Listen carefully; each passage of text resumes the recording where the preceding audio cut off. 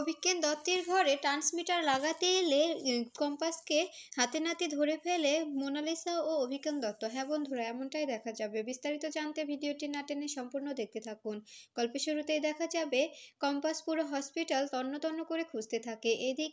এদিকে অভিষেক ভৌমিককে হসপিটাল থেকে বের করানোর জন্য সব তোড়জোড় শুরু হয়ে যায়। সবকিছু আয়োজন করতে শুরু করে অভিজ্ঞান দত্তর ভাড়াটে গুন্ডাগুলো আর সেখানে থাকা ডক্টরগুলো। এরপরে দেখা যায় এদিকে কম্পাস পুরো হসপিটালের অলিগলি খুঁজতে শুরু করে, কিন্তু কোনোভাবেই কোনো হদিশ পায় না। এদিকে দেখা যায় অভিষেক ভৌমিককে একটা গাড়িতে করে তুলে দেওয়ার জন্য সবাই মিলে আয়োজন করে সেখান থেকে বের করে নিয়ে যেতে যায়। ঠিক তখনই অভিজ্ঞান দত্ত বলতে থাকে, মুখটা ঢেকে না দিয়ে এভাবে বের করে রেখেছেন কেন?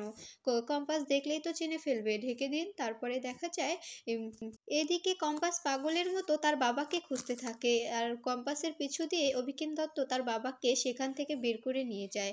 আর তখন দেখতে পায় যে কম্পাস খুঁজছে। এরপরে দেখা যায় অভিজ্ঞান দত্ত বলতে থাকে, তোমার মাথা এতটাও বড় হয়নি কম্পাস যে অভিজ্ঞান দত্তর সঙ্গে টেক্কা দেবে।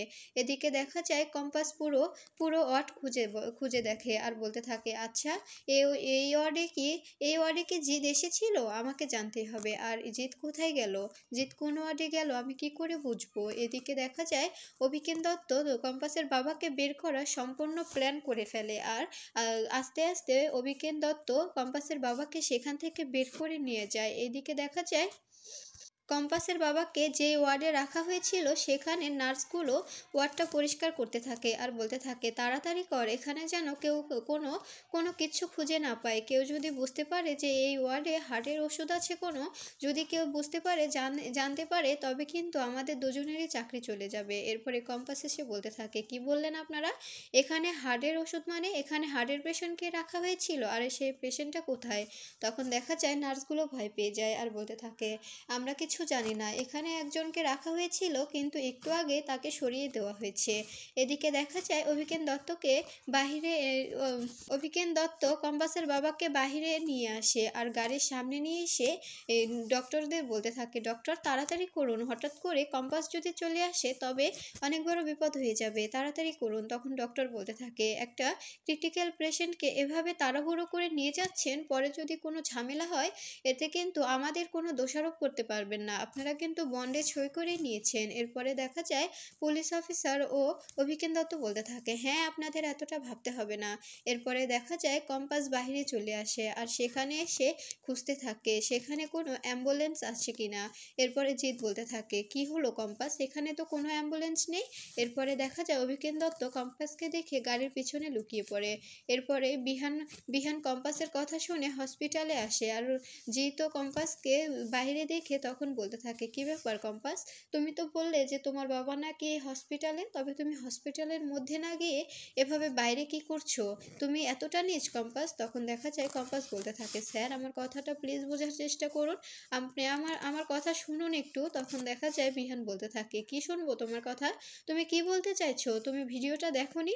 তুমি এভাবে আমার মান সম্মান নষ্ট করে আবার এই ছেলেটার সঙ্গে এখানে ঘুরতে এসেছো আর আমাকে দেখাচ্ছ যে তোমার বাবাকে তুমি খুঁজে পেয়েছো? তোমার বাবা তো মিসিং, তবে তুমি কি করে তোমার বাবাকে খুঁজে পেলে বলো তো? এই বলে কম্পাসকে টানতে টানতে হসপিটালের মধ্যে নিয়ে আসে আর বলতে থাকে, তোমার বাবা যদি এখানে থাকে তবে তো এখানকার লোকজন তোমার বাবার খোঁজ জানে, তাই না? এখানে তোমার বাবা ছিল, এর প্রমাণ কি? আমাকে একটা প্রমাণ দেখাও, একটা ক্লু দেখাও, তবেই তো আমি বুঝতে পারবো যে তুমি সত্য বলছো। এই সব কিছু আড়াল থেকে শুনতে থাকে অভিজ্ঞান দত্ত। এরপরে কম্পাস বলতে থাকে, আপনি কেন আমার কথা বোঝার চেষ্টা করছেন না? প্লিজ একটু আমার কথাটা শুনুন। তখন বিহান বলতে থাকে, তোমার কি কথা শুনবো তোমার? হ্যাঁ, তুমি এই ছেলেটার সঙ্গে এরকম কাজ করতে পারো আমি কখনোই ভাবতে পারিনি। তুমি ভিডিওটা দেখোনি? দেখো, ভিডিওটা দেখো। এরপরে দেখা যায় এই বলে ভিডিওটা বের করে জিৎ ও কম্পাসকে দেখাতে থাকে। তখন দেখা যায় জিৎ বলতে থাকে, স্যার আপনি ভুল বুঝছেন, এরকম কিছুই হয়নি। এরপরে দেখা যায় কম্পাস বলতে থাকে, হ্যাঁ স্যার এরকম কিছুই হয়নি। তখন দেখা যায় বিহান বলতে থাকে, ও তার মানে ভিডিওটা মিথ্যে, তোমরা দুজন একসঙ্গে কলেজ থেকে বের হচ্ছ, কথা বলছো, সবটাই মিথ্যে? তখন দেখা যায় কম্পাস বলতে থাকে, না সবটা মিথ্যে নয়, এই যে আমরা বের হয়েছি কথা বলেছি এগুলো সবটাই সত্যি, কিন্তু শেষেরটুকু পুরোটাই মিথ্যে। এগুলো এগুলো সবটা এডিট করে করা হয়েছে, আর সময় হোক এটা আমি প্রমাণ করে দেব। কিন্তু আমাকে একটু প্লিজ সময় দিন, আমি আমার বাবাকে খুঁজে বের করি। আমার বাবাকে ওরা এখান থেকে নিয়ে গেল, আমি আমি আমার বাবাকে আবার হারিয়ে ফেললাম একমাত্র আপনার কারণে। এদিকে অভিজ্ঞান দত্ত দাঁড়িয়ে দাঁড়িয়ে সবটা শুনতে থাকে আর মনে মনে বলতে থাকে, তুমি তুমি কোনোদিনও তোমার বাবাকে ছুতে পারবে না কম্পাস। তোমার এতটাও ক্ষমতা নেই যে তুমি অভিজ্ঞান দত্তর সঙ্গে এভাবে লড়বে। আমার মাথায় যে বুদ্ধি আছে এ বুদ্ধির এক কোণাও তোমার মাথায় নেই। যবে যদি তোমার মাথায় থাকতো তবে তো তোমার বাবাকে আর এত বছর এভাবে আমি আটকে রাখতাম না, আর তোমাকেও এভাবে এত বছর তোমাকে দিয়ে আমি এতগুলো কাজ করাতাম না। এরপরে দেখা যায় কম্পাস বিহানকে বলতে থাকে, আপনি তো দেখছি আমার কোনো কথাই শুনছেন না, আর আপনি এসব কথা বলছেন কোন অধিকার থেকে? আপনি আমাকে কি কখনো বইয়ের মর্যাদা দিয়েছেন যে আমাকে শাসন করছেন? তখন দেখা যায় বিহান বলতে থাকে, তুমি কি বলতে চাইছো কম্পাস? তখন কম্পাস বলতে থাকে, হ্যাঁ আমি যা বলতে চাইছি সবটাই সত্য। আপনার লজ্জা করে না? আপনি আপনার বইয়ের সামনে দিয়ে অন্য একটা মেয়েকে নিয়ে ফষ্টি নষ্টি করেন, ঘুরতে বেরোন, তখন তখন আপনার বিবেকবোধ কোথায় থাকে? আর এখন আমাকে দোষারোপ করছেন। এরপরে দেখা যায় বিহান রেগে গিয়ে কম্পাসকে থাপ্পড় মারতে যায়। তখনই কম্পাস বলতে থাকে, কি হলো, মারুন মারুন, আপনাদের ছেলেদের তো এটা অভ্যাস, বিয়ে করলেই বউকে মারধর করতে পারেন, এটা তো আপনাদের স্বভাব, তাই না? এরপরে দেখা যায় তখন জিৎ বলতে থাকে, স্যার প্লিজ বোঝার চেষ্টা করুন, এটা পাবলিক প্লেস, সবাই দেখছে, দেখুন সবাই কিভাবে হা করে সার্কাস দেখছে। আপনি একজন নামকরা ব্যক্তি, আপনাকে সবাই এভাবে দেখলে আপনারই রেপুটেশন নষ্ট হবে। তাই প্লিজ বলছি, চলুন আমরা এখান থেকে বেরিয়ে যাই, আর এখানে এরকম সিন ক্রিয়েট করবেন না। তখন কম্পাস বলতে থাকে, তুই তুই কি বলছিস জিৎ? ওনাকে কিচ্ছু বোঝাতে পারবি না, উনি সেরকম মন মানসিকতার মানুষই না। উনি শুধু নিজেরটাই বুঝবে। উনি যে যখন মোনা ম্যামকে নিয়ে ঘুরতে বেরোয় তখন তো আমি কোনো কথা বলতে চাই না। আমার কি কোনো কষ্ট হয় না? আমার হাজব্যান্ড অন্যজনকে নিয়ে ঘুরতে যায় আমার সামনে দিয়ে, এটাতে কি আমার একটুও কষ্ট লাগে না? উনি তো সেটা বোঝে না। আর আমি আমার ফ্রেন্ডের সঙ্গে কথা বলি, এটাতেই উনি জেলাস ফিল করে। কেন কেন জেলাস ফিল করবে? ওনাকে তুই চিনিসই না, উনি শুধু নিজের স্বার্থ বুঝে, বুঝতে পেরেছিস? উনি যখন মোনা ম্যামকে নিয়ে ঘুরতে বেরোয় তখন কিচ্ছু না, তখন ওনার চরিত্রে কোনো দাগ পড়ে না, কিন্তু যখন আমি আমার বন্ধুদের সঙ্গে কথা বলি তখন আমার চরিত্রে কালি মাখিয়ে দেয় উনি। এটা ওনার অভ্যাস, আর ছেলেদের তো এটাই অভ্যাস, তাই না? নিজেদের দোষ কখনোই নিজেরা চোখে দেখতে পায় না। তখন দেখা যায় বিহান রেগে যায়। এদিকে দেখা যায় কম্পাস সেখান থেকে বের হয়ে আসে, আর রাস্তায় এসে সবাইকে জিজ্ঞাসা করতে থাকে, আপনারা কি দেখেছেন এখান দিয়ে কোনো অ্যাম্বুলেন্স যেতে? একটু আগেই তুই হসপিটাল থেকে বের হয়েছে, কিন্তু কেউ কোনো উত্তর দিতে পারে না। এরপরে জিৎ কম্পাসকে বলতে থাকে, কম্পাস তুই এসব কি করছিস? এভাবে গাড়িতে তো তুই ধাক্কা খাবি, তুই ধাক্কা খেয়ে হসপিটালে পড়ে থাকলে তখন তো তোর বাবাকে তুই আরও খুঁজে পাবি না। আর আমরা তো জানি যে অভিজ্ঞান দত্ত এসবের সঙ্গে যুক্ত। অভিজ্ঞান দত্তকে আমরা ফাঁদে ফেলে ওনার থেকে কথা বের করব, ওনার থেকে শুনবো যে তোর বাবাকে কোথায় রেখেছে। এরপরে দেখা যায় কম্পাস মনে মনে বলতে থাকে, ঠিক বলেছিস জিৎ, ওনাকে ফাঁদে ফেলে অখিলেশ স্যারকেও আমাকে ফাঁদে ফেলতে হবে, ওনার থেকেই আমি কথা বের করব। এরপরে দেখা যায় ঋতুজা ফোন করে। তখন কম্পাস বলতে থাকে, জানো মা, অনেক কিছু হয়ে গেছে এদিকে। বাবাকে বাবাকে এভাবে হসপিটালে ভর্তি করা হয়েছিল, আমি খবর পেয়ে এসেছিলাম, কিন্তু কোথাও খুঁজে পেলাম না। ওরা প্ল্যান করে সবটা করেছে। আমি আসলে ওরা ওরা আমি থাকতেই হসপিটালে থাকতেই ওরা বাবাকে সেখান থেকে বের করে নিয়ে চলে গেছে। আমার কাছ থেকে আবার বাবা হারিয়ে গেল। তখন দেখা যায় ঋতুজা বলতে থাকে, এত কিছু হয়েছে তুই আমাকে কেন জানাসনি? তখন কম্পাস বলতে থাকে, সব কিছু এত তাড়াতাড়ি হলো আমি জানানোর সময়ই পাইনি মা। আর আমি আমি কি করব কিচ্ছু বুঝতে পারছি না। তখন দেখা যায় ঋতুজা বলতে থাকে, তুই এখন কোথায়, বাড়ি ফিরবি না? তখন দেখা যায় কম্পাস বলতে থাকে, না মা, আমার একটু ফিরতে দেরি হবে, আমি মোনা ম্যামদের বাড়ি যাব। তখন ঋতুজা বলতে থাকে, কেন? তখন কম্পাস বলতে থাকে, আসলে আসলে কাকিমাই আমাকে খবরটা দিয়েছিল, তো তাই কাকিমার সঙ্গে আমাকে কথা বলতে হবে।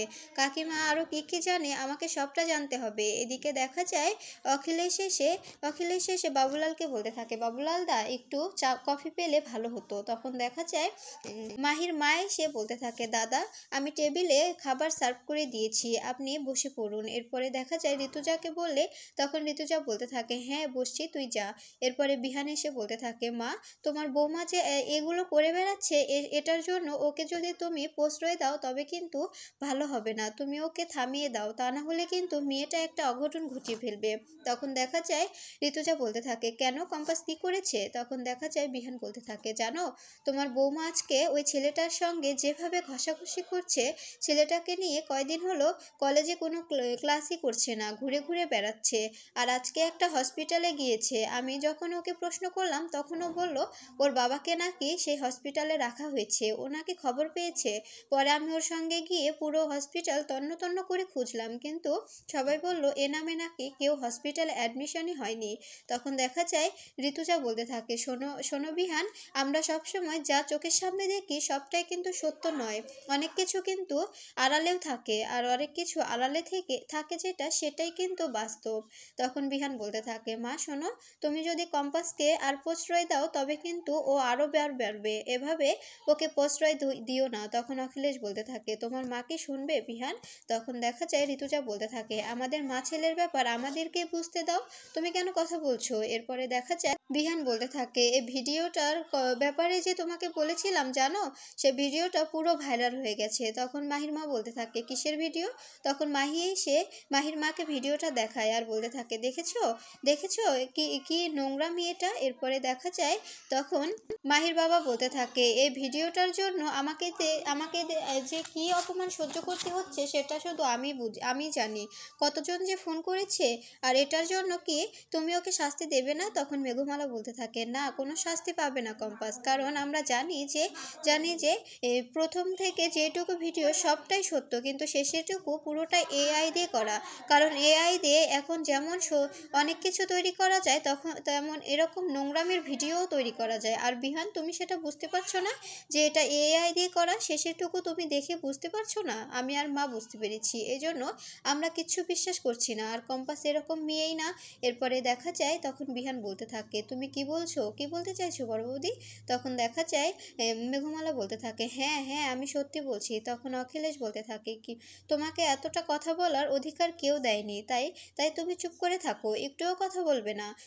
তুমি এসবের ব্যাপারে কি জানো? হ্যাঁ, ওই মেয়েটা এতটা ভালো, তুমি এতটা ধোয়া তুলসী পাতা, এই ব্যাপারে তোমাকে সার্টিফিকেট দিতে হবে না। এরপরে দেখা যায় ঋতুজাকে বলতে থাকে, শোনো শোনো ঋতুজা, কম্পাস যদি এ বাড়িতে থাকে তবে কিন্তু আমি আমি তুলকালাম কাণ্ড বাঁধিয়ে দেব, কম্পাসকে এ বাড়ি থেকে বের করে দেব আমি।